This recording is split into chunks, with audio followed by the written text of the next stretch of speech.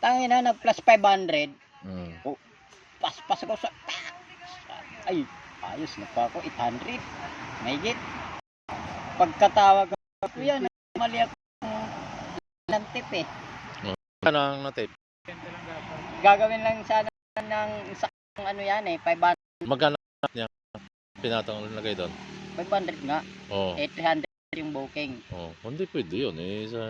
Sabi ko, kuya, i-cancel ko ba? Sabi ko, wag na. I-cancel na po ako eh. Yung yun na lang ibigay nyo sa akin. Wala naman din kaltas yung 500 na plus kasi lang niya yun eh. Di, sabi ko, 500. At panagdag ako ngayon ng 100. Nagdagdag. Pero yun lang. Nirit ako. Bakit? Pero mabait naman kausap ko, putang ina. Baka hindi naman yun ang nag-rate sa'yo. Hindi. Okay naman yung siya yung nagbayad niya eh. Eh ngayon, di nag-ano ako ng kasabay. May pumutok na bakuor. Molino 5 na bakor. Sa Molino 5 ba yun? Takina. Napapalayo ako. Eh nag-plus kasi 350. Oh, pero binigay naman yung 350 na ano, yung plus niya, hindi naman binawasan na. Hindi. Eh, okay na yun. Yung bakor nakakuha ko booking 350. Tapos may pumutok sa ano, yung Villa Alegre. 5 karton kinuha ko. Natagalan talaga ako dun sa bakor. Pero okay sana yun eh.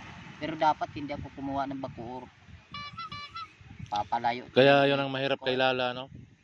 Kung di ka siguro naglala, puta na artista ka na ngayon, Brad, no? Ano. Dito. Oh nga. Kaya yan ang ano eh, hayop talaga to si Lala din, ano, puta. Kaya minsan nag-iisip ka rin, no? Tama oh. Nirit ako. Kaya kaninang umaga, kanina po sana akong nakaalis.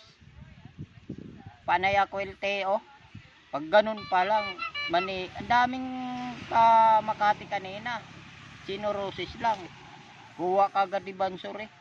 Noon pala nung bago nag-artista yan si Alden Richard, ito kasabayan eh. Yun ang kaanuhin eh, sila dalawa pinagpilian lang eh. Kung sino, di ba, ano? Ang nahayop talaga to si Lala. Tagal na talagang hayop si Lala eh. Mas malaki daw bigayan sa Lala eh. Oh, ayun na, nabugos nga siya, bugos si Lala talaga eh. 5 mo. Ayun, pagka, Singko mo. 5 mo.